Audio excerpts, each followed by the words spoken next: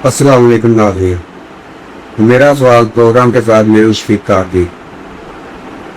ناظرین، ہم اس وقت موجود ہیں تھانہ راجہ جنگ میں، جہاں پر چند روز پہلے ایک بڑا ہی افسوسناک واقعہ پیش آیا تھانہ راجہ جنگ کی حدود میں کہ ایک بیوی اپنے خاوند کے ساتھ نہیں رہنا چاہتی اور وہ اپنے آشنا کو بلاتی ہے اور اس سے کہتی ہے کہ مجھے اس کے ساتھ نہیں رہنا، مجھے تیرے ساتھ شادی کرنی ہے۔ تو دونوں مل کر پلاننگ کرتے ہیں اور خاوند کو باہر ویرانے میں لے جاتا ہے اس کا آشنا، اور لے جا کر پٹرول چھڑک کر اس کے اوپر دودھ سے آگ لگا دیتا ہے، جو زخموں کی تاب نہ لاتے ہوئے اپنا دم توڑ دیتا ہے۔ تو ناظرین، چلتے ہیں پروگرام کی طرف، اور اس وقت ہمارے ساتھ موجود ہیں جناب محترم علی اکبر صاحب، ایس ایچ او تھانہ راجہ جنگ۔ السلام علیکم۔ جی وعلیکم السلام۔ سر، سب سے پہلے تو آپ کے ٹائم کا بے حد شکریہ کہ آپ نے ابھی تین کی ٹائم کے لیے پورا سال ٹائم۔ اچھا سر، آپ مجھے بتائیں کہ یہ افسوسناک واقعہ کیسے پیش آیا اور آپ کے پاس کیسے رپورٹ ہوا؟ جی بسم اللہ الرحمن الرحیم۔ میرا نام یوپر ہے، میں ایس ایچ او گرم قصور ہوں۔ یہ کچھ دن پہلے کا واقعہ ہے۔ تھانہ راجہ جنگ اسود ایک قصبہ ہے، یہاں پہ ایک عدیل نامی شخص، عدیل شاہ، اس کی بیوی نے اپنے آشنا کے ساتھ مل کر پیٹرول چھڑک کر آگ لگوائی۔ یہ واقعہ ہمیں پتہ چلتا ہے جب وہ بندہ جنا ہاسپٹل میں علاج کے لیے پہنچتا ہے، جس سے پہلے ہمارے پاس کوئی اطلاع موجود نہیں تھی۔ وہاں پہ بعض اس کے والد نے ہمیں اطلاع دی کہ اس طرح سے میرا بیٹا زخمی ہو گیا ہے اور اس کو کسی نے آگ لگا کر مارنے کی کوشش کی ہے۔ جی، تب تک یہ کیس میں بالکل خانہ آئیڈینٹیفائی تھا، کوئی ہمیں معلومات نہیں تھی۔ وہاں پہ جب ہم پہنچتے ہیں تو عدیل جو مضروب تھا، جی، وہ کافی حد تک اس کا جسم اراؤنڈ 50% برن تنجویز تھی اس کے جسم پر، تو نیل بے ہوشی کی حالت میں اس نے تھوڑا سا واقعہ ہمیں بتلایا کہ اس طرح جی میرے ساتھ واقعہ پیش آیا ہے۔ جب وہ واقعے کی اطلاع پا کر جناح ہاسپٹل میں پہنچے ہیں تو عدیل شاہ جو کہ نیند بے ہوشی کی حالت میں، اس نے مجھے تھوڑی سی آگاہی دی کہ اس طرح میں اپنے گھر سے نکلا ہوں اور فلاں بندہ جس کا نام ایف آئی آر میں بھی ہے آصف نامی شخص نے مجھے موٹر سائیکل پہ بٹھایا اور لے گیا۔ وہ جیسے میں نے پہلے بتایا کہ نیند بے ہوشی کی عالم میں تھا، تو اتنی صرف اس نے انفارمیشن میں بتلائی جی۔ جی، اس کے بعد میں اپنی ٹیم کے ساتھ پہنچا ہوں، ہم نے اس پہ ورکنگ شروع کی ہے، اور میں اس کی بیوی کا تھوڑا کردار مشکوک نظر آیا اس میں۔ اس کو ہم نے شامل تفتیش کی ہے، تو اس کو اس سے ہمیں انفارمیشن ملی ہے۔ پھر اس آصف نامی بندے تک ہم پہنچے ہیں، جب اس کو گرفتار کیا ہے اس نے پھر ساری کہانی ہمارے سامنے کھولی جی، کہ اس آصف نامی بندے کا عدیل جو مقدول ہے، اس کی بیوی کے ساتھ پچھلے تقریباً 2 ماہ سے آپس میں ریلیشن تھا، بات چیت ہوتی تھی۔ یہ ایک فیکٹری میں کام کرتا ہے لڑکا جو ملزم جو، اور انہوں نے اس کی بیوی نے اور اس لڑکے نے مل کے آپس میں پلاننگ کی ہے کہ اسے جان چھڑاتے ہیں، اس کو ہم مار دیتے ہیں اور ہم آپس میں شادی کر لیں گے۔ حالانکہ عدیل کے اپنے 3 بچے ہیں ماشاءاللہ، اور یہ اور تھوڑی مزید تفتیش کرنے میں پتہ چلا کہ جب یہ گھر سے نکلا ہے نا کوئی رات 11 بجے، جی، تو وہ عدیل بتاتا ہے کہ میری بیوی نے تو مجھے چائے پلائی ہے، اس رات بہت زیادہ دیا تھا کہ یہ آپ چائے پی لیں۔ وہ جب چائے اس نے پی ہے تو وہ نشے کی حالت میں اس ٹائم کی حالت میں۔ عدیل کو آصف کے بارے میں پتہ نہیں تھا کہ اس کا میری بیوی کے ساتھ چکر ہے؟ نہیں، عدیل کو علم نہیں تھا، عدیل کو پہلے علم نہیں، یہ بعد میں ساری پھر باتیں انٹروگیشن میں سامنے علم ہے، اس کو پہلے علم میں نہیں تھا۔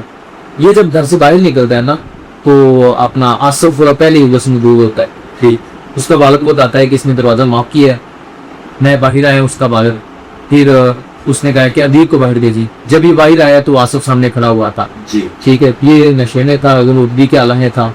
اس نے اس کو اٹھایا پیچھے, اس کو سمجھ نہیں آئی کیا کرنا ہے, یہ اس کے پیچھے بیٹھے. ٹھیک ہے.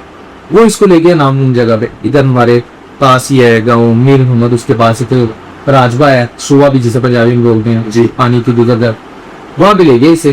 جی اور وہاں پہ وہ اب ابھی تک کی تفتیش کے مطابق تو وہ اکیلا آدمی ہے. جی اب مزید تفتیش میں چیزیں سامنے آ جائیں گی جیسے جیسے تفتیش ہماری بڑھ رہی ہے. تو اس نے چونکہ یہ ضابط تو کرتا رہا آگے سے, جی. پہلے اس نے اس کو گلا گھونٹ کے مارنے کی کوشش کی ہے. یہ وہ تو پوسٹ مارٹم رپورٹ آ گئی ہے یا ابھی آنی ہے؟ نہیں, وہ ابھی آنی ہے. وہ کچھ سیمپلز ڈاکٹر صاحب نے پی ایف ایس سے لیبارٹری بھیجے ہیں. جی. جب تک اس سیمپل کی کوچ نہیں آئے گی وہ ڈکلیئر نہیں کرتے کہ وجہ ہوا کیا ہے. صحیح. اچھا, تو اس نے تھوڑی سی مزاحمت کی کوشش کی ہے, لیکن چونکہ جیسے میں نے بتایا کہ یہ نا نشے کے حالت میں روگی کے حالت میں تھا, تو یہ اس طرح سے مزاحمت نہیں کر سکا, اپنی جان نہیں بچا سکا. صحیح. اس کے بعد جیسے اس کے پہلے سے بلانی ہوگی آصف کی, اس نے کیا کیا ہے, اس کے اوپر پیٹرول چھڑکا, تو ماچس کی کیلی کے ساتھ آگ لگائی اور وہاں سے بھاگ گیا. آصف وہاں سے بھاگ گیا. اس کے بعد یہ اپنے طور پہ ریت میں لیٹ کے جان بچانے کی جیسے بندہ بولتا ہے کوئی آگ لگے یا ہے کہ وہ مر رہا تھا, تڑپ رہا تھا, تڑپتا انسان مرتا کی کچھ نہ سکتا. کیا نہ کر, اس نے جان بچانے کی کوشش کی ہے. پھر یہ اسی طریقے سے مین روڈ کے آیا ہے, مین روڈ کے آ کے اس کے بعد کا کہانی عدیل کو پتا ہے, لیکن عدیل بیچارہ چونکہ اس کے بعد اس کی ڈیتھ ہو گئی, وہ کس نے اس کو ریسکیو 112 کے کال کی, کس نے اس کو ہاسپٹل پہنچایا, یہ ابھی تک کہانی نہیں پتا چلی. یہ چونچو جیسے آگے کتنی چھوڑی میں ہماری, تو بالکل جو ملزمان اس میں شامل ہیں ان کو پہنچائے. جی. اچھا سر, ملزم جو ہے جی, اس کو آپ نے کیسے گرفتار کیا؟ ملزم جیسے میں نے آپ کو بتایا کہ اس نے جب عدیل کے پاس میں پہنچا ہاسپٹل میں, اس نے اس کا نام وغیرہ اور لیا ہوتا آیا تھا. ٹھیک ہے. ٹھیک ہے. اور پھر ہم نے ادھر سے آ کے پتہ کیا سراؤنڈنگ سے, جسے پولیس کی زبان میں کہتے ہیں کہ مخبری سے, جی. کہ یہاں کی یاد اس رات کو اس وقت میں کون سا بندہ ادھر پہ تھا. ٹھیک ہے. ٹھیک ہے. اور پھر اس کے والد نے بھی بتایا نا ہمیں جی کہ وہاں بندے نے آ کے دروازے پر دستک دی. نہیں, وہ ٹھیک ہو گیا. میرا سوال یہ تھا کہ آپ کو سب پتہ چل گیا, آپ کے سامنے ملزم کا نام آ گیا, جی. تو پھر آپ نے ملزم کو گرفتار کیا. جی. تو ملزم بھاگا دوڑا یا اپنے گھر میں ہی آرام سے بیٹھ رہا تھا کہ میں نے قتل کر دیا ہے, اب مجھے پوچھنے والا کوئی نہیں ہے, کسی کو پتہ ہی نہیں ہے کہ میں نے کیا ہے کہ نہیں کیا ہے؟ اس کا ہمارے پاس موبائل نمبر آ جی. ٹھیک ہے. جب اس کی لوکیشن حاصل کی گئی تو یہ پتوں کی گئی علاقے میں جا کے تمیز موبائل بند کر دیا, بھاگ چکا تھا, فرار ہو چکا ہے. ٹھیک ہے. ٹھیک ہے. لیکن یہ جب ہم نے رات کو اس کے گھر کے قریب ریڈ کیا ہے کہ یہ ادھر ہی دیر رات گھر بھی نہیں گیا تھا اور پتوں کی سے واپس بھی آ چکا. ٹھیک ہے. ٹھیک ہے. تو وہ آگے کچھ تفتیش کی چیزیں ہیں وہ میں نہیں بیان کر سکتا. جی جی. لیکن وہ میں محلے سے مل گیا. جی. ہاں. لیکن گھر نہیں گیا, پریشانی کے حال میں تھا. ہم دیکھیں نا کہ انسان دکھ کو سب سے زیادہ محفوظ اس وقت کرتا ہے جب وہ اپنے گھر میں چلا جاتا ہے. جی ایگزیکٹلی. اگر انسان کی اپنی بیوی جو کہ اس کی شرن ہر چیز میں حصے دار ہے, جو کہ ایک دوسرے کے لیے بنے, ایک دوسرے کے محافظ ہیں, ان کا آپس میں اللہ تعالیٰ کی ذات نے ایسا رشتہ بنایا ہے کہ اگر ایک مرے تو دوسرا اس کو ویسے ہی مرا ہوا تسلیم کرتا ہے. تو یہ کیسی دنیا ہے, کیسے لوگ ہیں, یہ کون لوگ ہیں جو آئے دن ہم دیکھتے ہیں بیوی نے خاوند کو مار دیا, خاوند نے بیوی کو مار دیا, بیٹے نے باپ کو مار دیا, ماں نے بیٹی کو مار دیا. کیا ہمارا معاشرہ کس طرف جا رہا ہے؟ ہم تو افسردہ ہیں. یہ جیسے ہی ایسی کو خبر سنتے ہیں نا تو رونگے کھڑے ہو جاتے ہیں کہ یار یہی وہ رشتے ہیں جہاں پر انسان خود کو محفوظ تسلیم کرتا ہے.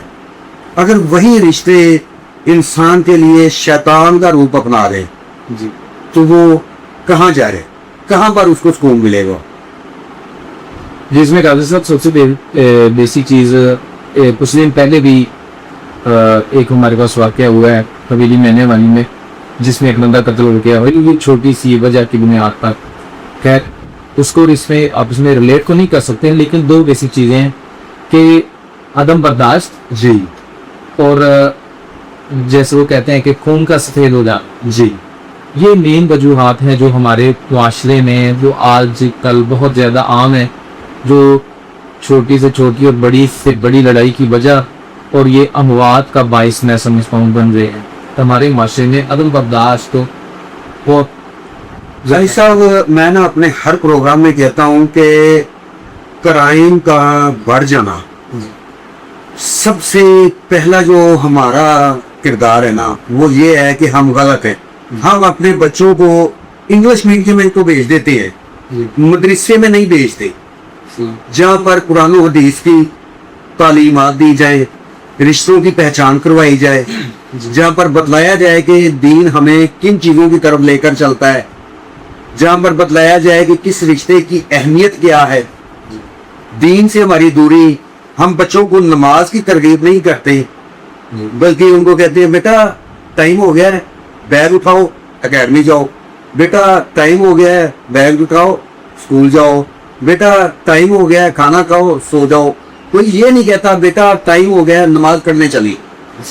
خود جائیں گے نہیں، بچوں کو کیسے لے کے جائیں گے؟ جی جی تو یہ دین سے دوری جو ہے نا یہ ہماری سمجھ میں آتی ہے. جی اس طرح جی جی بالکل. وہ تو دیکھو جی ہم بطور مسلمان ہمارا عقیدہ ہے کہ جو بیسک وجہ ہے انسانیت سے دوری کی، یہ جرائم میں اضافے کی، وہ تو بالکل دین سے دوری ہے، ہماری شریعت سے دوری ہے، حضور صلی اللہ علیہ وسلم کی سنت سے دوری ہے، قرآن پاک سے دوری ہے. وہ ہم اس طرف تو آنے کے لیے رضامندی کوئی نہیں ہے. سر آپ کوئی پیغام دینا چاہیں گے؟ جی بالکل. جیسے کہ میں نے ایک بات پہلے بھی کہی کہ جو وجوہات میں ہمارے معاشرے میں جو آج کل کرائم. اچھا وہ آپ بتا رہے تھے کہ وہ مرڈر ہوا ہے چھوٹی سی بات پہ جو برداشت نہیں، وہ کیا معاملات تھے؟ وہ اسی طرح وہ بھی سگے چاچا تایا کا آمنے سامنے مارا ہے، دو کی اولاد ہے، آمنے سامنے رہ رہے ہیں. وہ ایک بھائی نے اپنی زمین جو ہے وہ کھدائی کروا کے مٹی نکلوا کے گھسوں نکلوا کے وہ کباری اس کا لیرو نیچے چلائی ہے. جی دوسرے بھائی اس دن بارش ہوگی، بارش ہونے کی وجہ سے جو پانی تھا وہ دوسری زمین میں چلا گیا جس نے گہرائی کروائی تھی. ہاں اس کی طرف جانے لگا تو اس نے کیا کیا، اس نے آگے نا دلوان بنا کے نا ایک جمپ ٹائپ بنا کے اس نے پانی کا رخ موڑ دیا اپنے تایا کی زمین کی طرف. جی وہ جب تایا کی زمین کی طرف موڑا ہے تو انہوں نے آ کے کہا کیوں بھائی آپ نے خود ہی تو کھدائی کروائی ہے تو پانی اب آپ کی طرف بھی جائے گا، ہمیں تو پانی کی ضرورت نہیں ہے اس ٹائم ہماری فصل کو. جی وہ اس چھوٹی سی بات پہ حالانکہ غلطی بھی ہوتی ہے جی جنہوں نے کھدائی کروائی ہے زمین کی، جی انہوں نے آگے باندھ دیا. تو انہوں نے ان کی لڑکے اٹھے جذباتی ہو کے ویپن اٹھائے اور آ کے فائرنگ کی اوپر. یہ چھوٹی سی بات ہے نا، جی چھوٹی سی بات، چھوٹی چھوٹی باتوں پہ لڑائی جھگڑے ہو رہے ہیں، عدم برداشت، وہی میں بات کر رہا ہوں. اچھا سر آپ ماشاءاللہ ڈیوٹی کر رہے ہیں تو کیا لگتا ہے کہ ملزم جی کرائم کرنے کے بعد بچ سکتے ہیں؟ نہیں دیکھیں جی جو بھی محکمہ رہا ہے ماضی میں بھی جرائم کو کنٹرول کرنے کے لیے شروع سے ہی جرائم بھی ہوتا آ رہا ہے اور محکمے بھی چلتے آ رہے ہیں ان کو کنٹرول کرنے کے لیے، ان کو ٹریس کرنے کے لیے. تو جب اتنی ٹیکنالوجی نہیں تھی ایڈوانس، جی مجرم تو تب بھی پکڑا جاتا. جی بالکل بالکل. اور اب تو الحمدللہ پاکستان میں لا انفورسمنٹ ایجنسیز کے پاس اتنے وسائل ہیں، اتنی ٹیکنیکس ہیں کہ اب اس دور میں ملزم کا بچ جانا قانون کی گرفت میں نہ ناممکن بات معلوم ہوتی.